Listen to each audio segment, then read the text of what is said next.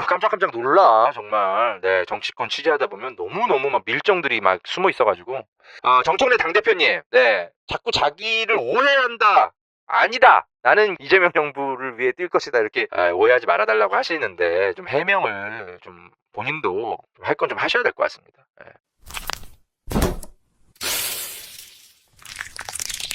2022년에 이게 한번 보도가 나온 적이 있었어요. 정청래 보좌관의 김부선 스캔들을 터뜨렸던 과거 자유선진당 쪽에 있었던 어떤 보좌관이 정청래 의원실의 보좌진으로 있다라고. 이게 과연 이재명 대표와 함께 가는 사람 맞냐? 2022년에 비판 기사가 한번 나왔어요. 근데 이때는 그냥 한 명의 의원이니까 보좌관 누구를 채용하든 좀 이상하지만 그냥 지나갔었어요. 그런데 그 보좌관이 정청래가 당대표가 된 이후에 심지어 당대표 비서실의 부실장으로 승진해 있더라. 그러면서 바로 옆에 모든 정책들을 만드는 현장에 계속 따라다니면서 취재전 질문들을 커버치고 그러고 있더라라는 게 이제 뉴데일리의 이제 기사입니다. 아니, 그냥 단순 보좌관이 아니고 정치적 한 몸이 되어서 움직이고 있는 건가? 당대표가 됐는데 심지어 당대표 비서실의 부실장으로 승진해 있어. 그분이 이름은 이제 윤혜연. 저도 윤혜연 씨랑 통화 여러 차례 했는데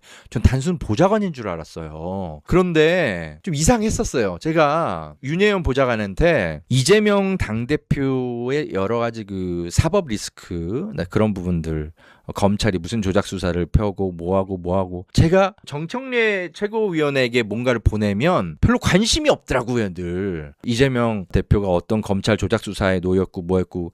그래서 제가 더 이상은 정청래에게 문자 보내는 걸 포기하고 보좌관이라도 좀 보셔라 하고 제가 윤혜연 보좌관한테 계속 보내줬거든요. 이재명 당대표를 향해서 검찰 조작 수사 이런 것들 살펴보셔야 된다. 근데 이 윤혜연 보좌관도 저한테 단 한 번도 네, 답장이 없어요. 근데 정말 이재명 대표와 함께하는 의원들은 제가 뭘 보내주면 바로바로 피드백이 오거든요. 어떤 최고위원은 직접 막 읽어, 저희 기사를. 그런데 이상할 정도로 윤혜연 보좌관은 다 저한테 기자님 이런 거 어떻게 하셨어요? 저희가 이런 것들을 더 한번 들여다보겠습니다. 뭔가 답변을 한번 줄만도 한데 단 한 번도 보낸 적이 없어. 그래서 어느 순간부터는 제가 한 6개월 넘게 보내다가 정청래 대표도 그렇고 윤혜연 보좌관도 그렇고 별로 이재명 대표의 사법 리스크 문제 관심이 없나 보다. 그냥 관심 있어 하는 의원들에게나 보내자라고 제가 어느 순간 포기했거든요. 그러니까 누구누구가 관심 있어 하냐면 가장 열심히 피드백 오는 사람 중에 한 명이 누구였냐? 한준호. 한준호 최고위원이었습니다. 한준호 최고위원은 항상 열심히 이재명 당대표의 사법 리스크 문제에 대해서 기사가 나오면 더 추가적으로 뭐 물어보고 본인이 그걸 가지고 최고위원회에서 언급을 하거나 그랬습니다. 그리고 장경태 의원도 대단히 열심히 살펴보고 피드백이 많이 오는 편이었고요. 그런데 이 두 사람 모두 정청래 대표도 그렇고 윤혜연 보좌관도 그렇고 제가 뭘 보내줘도 관심이 없더라고요. 근데 저는 그때 이 윤혜연 보좌관이 누군지 모르니까 그냥 보좌관인 줄 알았어. 알고 봤더니 이분이었네요. 이때는 그냥 A씨로만 나오니까 저도 몰랐어요. 이름은 모르고 있었는데 이 보도를 보고 윤혜연이냐? 잠깐만.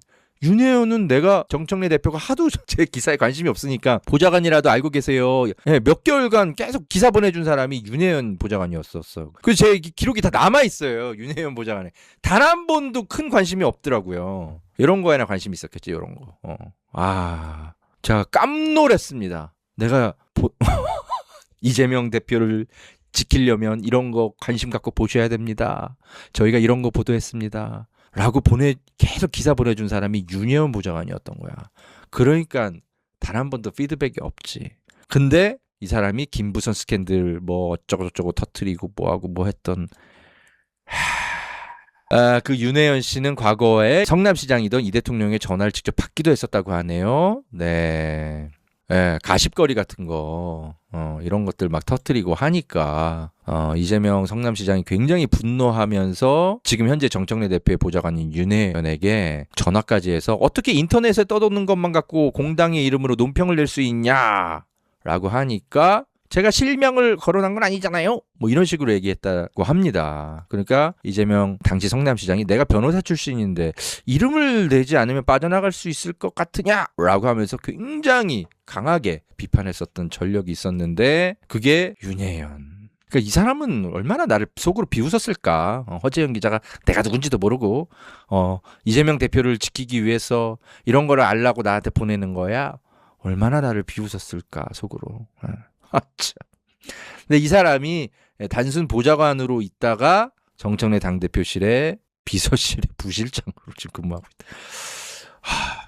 깜짝깜짝 놀라 정말. 네, 정치권 취재하다 보면 너무너무 막 밀정들이 막 숨어 있어가지고 정청래 당대표님, 네, 자꾸 자기를 오해한다.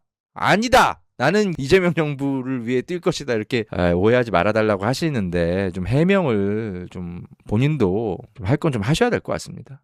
어떻게 이런 사람을 단순 보좌관을 넘어서서 민주당의 당대표 비서실의 부실장으로까지 앉힐 수가 있습니까? 자, 국회에서 제가 한번 마주치면 이분에 대해서는 이분은 제가 한번 인터뷰 시도를 직접 해보겠습니다.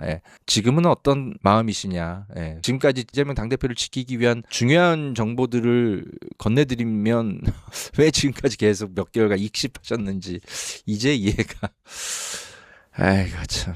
의원님 안녕하세요. 지금 의원총회에서 어떤 얘기 하실 것 같으세요? 좋은 얘기 하겠죠. 네. 좀 당내 분위기가 좀 어떨 것 같으신지. 분위기요? 네.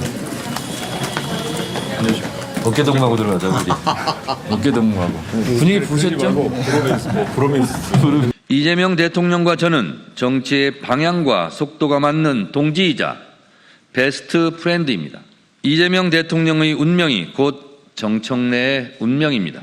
이재명이 정청래이고 정청래가 이재명입니다.